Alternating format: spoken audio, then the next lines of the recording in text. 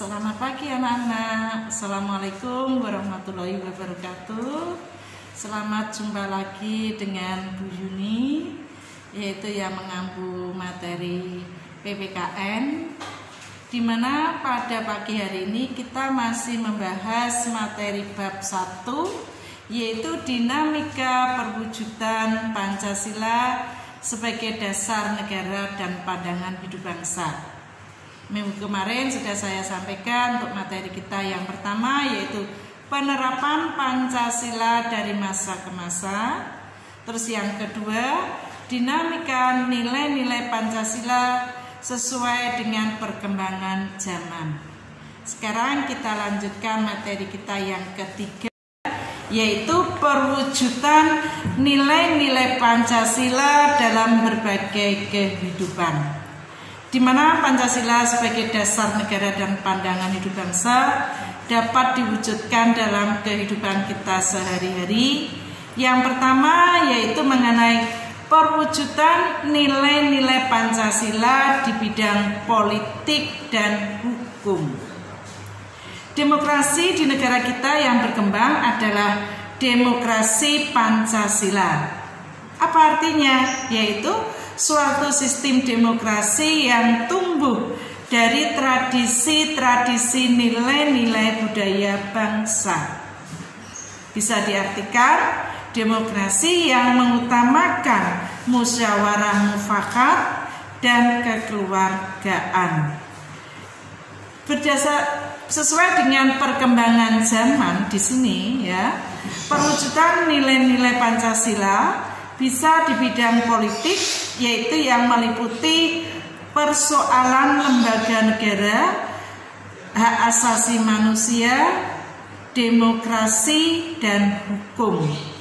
Sedangkan pembangunan negara Indonesia sebagai negara modern, salah satunya adalah pembangunan sistem pemerintahan yang sesuai dengan perkembangan zaman. Adapun lembaga negara baru yang sesuai dengan amandemen Undang-Undang Dasar 1945 adalah DPD, MK, dan KY. Lembaga baru ini haruslah sesuai dengan sistem pemerintahan yang berdasarkan dengan nilai-nilai Pancasila. Terus selanjutnya perwujudan nilai-nilai Pancasila yang kedua, yaitu perwujudan nilai-nilai Pancasila di bidang ekonomi. Landasan operasional sistem perekonomian di negara kita, di negara Indonesia, yaitu yang terdapat di dalam Undang-Undang Dasar 1945, terutama pada pasal 33. Pada pasal 33 yang ayat pertama yang berbunyi, perekonomian disusun sebagai usaha bersama berdasarkan atas asas kekeluargaan. Pasal 33 ayat 2 yang berbunyi, cabang-cabang produksi yang penting bagi negara dan menguasai hajat hidup orang banyak dikuasai oleh negara.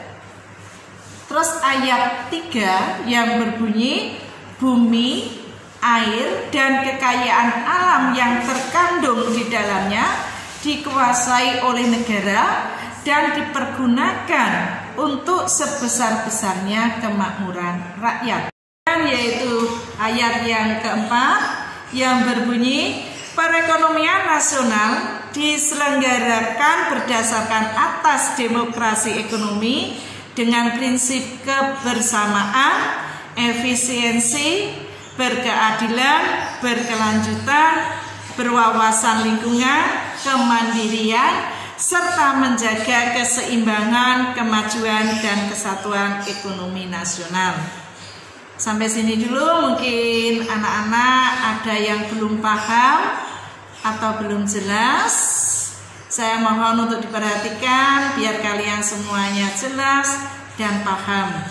Kalau memang ada yang belum paham atau kurang jelas, bisa WA di nomor saya. Lanjutkan perwujudan nilai-nilai Pancasila yang ketiga, yaitu perwujudan nilai-nilai Pancasila di bidang sosial budaya, di mana sistem nilai sosial yang ada di dalam masyarakat Indonesia terus berkembang, lebih maju juga lebih modern. Oleh karena itu, proses modernisasi perlu terus dikembangkan. Modernisasi tidak berarti westernisasi, namun lebih diartikan pada proses perubahan menuju arah kemajuan. Nilai-nilai sosial yang ada di dalam masyarakat jangan sampai luntur hanya karena terpengaruh oleh budaya asing. Jadi dalam kehidupan kita sehari-hari harus bisa mencerminkan nilai-nilai yang ada di dalam Pancasila, baik itu sila pertama, kedua, ketiga, keempat maupun kelima. Terus selanjutnya, sikap feodal, sikap eksklusif dan pemahaman kedaerahan yang sempit serta budaya asing yang bertentangan dengan nilai-nilai Pancasila harus kita tinggalkan. Itu mengenai perwujudan nilai-nilai Pancasila di bidang sosial dan budaya. Bisa kita lanjutkan anak-anakku semuanya? Kalau memang bisa kita lanjutkan, yaitu yang keempat, perwujudan nilai-nilai Pancasila di bidang pertahanan dan keamanan, di mana pembangunan dalam bidang pertahanan dan keamanan secara tegas dinyatakan di dalam Undang-Undang Dasar 1945, yaitu pada pasal 27 ayat 3 yang berbunyi bahwa pembelaan negara merupakan hak dan kewajiban setiap warga negara. Selain di dalam pasal 27 ayat 3 juga dijelaskan di dalam pasal 30 ayat 1 yang berbunyi bahwa setiap warga negara berhak dan wajib ikut serta dalam usaha pertahanan dan keamanan negara. Jadi usaha pertahanan dan keamanan negara dilaksanakan melalui sistem pertahanan dan keamanan rakyat semesta. Kalian di sini sebagai warga negara mempunyai hak juga mempunyai kewajiban untuk membela negara.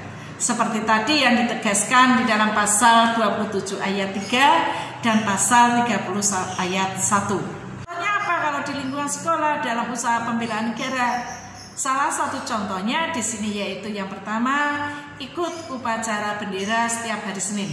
Itu merupakan hak dan kewajiban kalian sebagai siswa.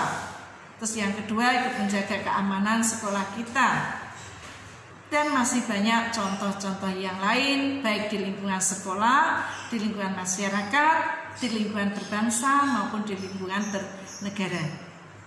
Itu anak-anak semuanya, yaitu materi kita perwujudan nilai-nilai Pancasila dalam berbagai bidang kehidupan.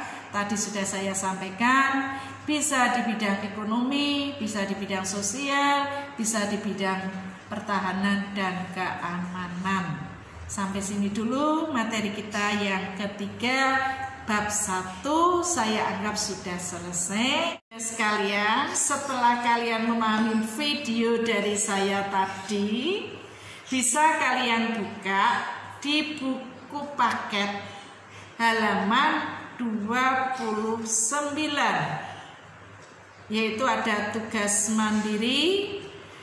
Kalian kerjakan 5 soal saja, mana yang menurut kalian mudah sesuai dengan tayangan video saya tadi.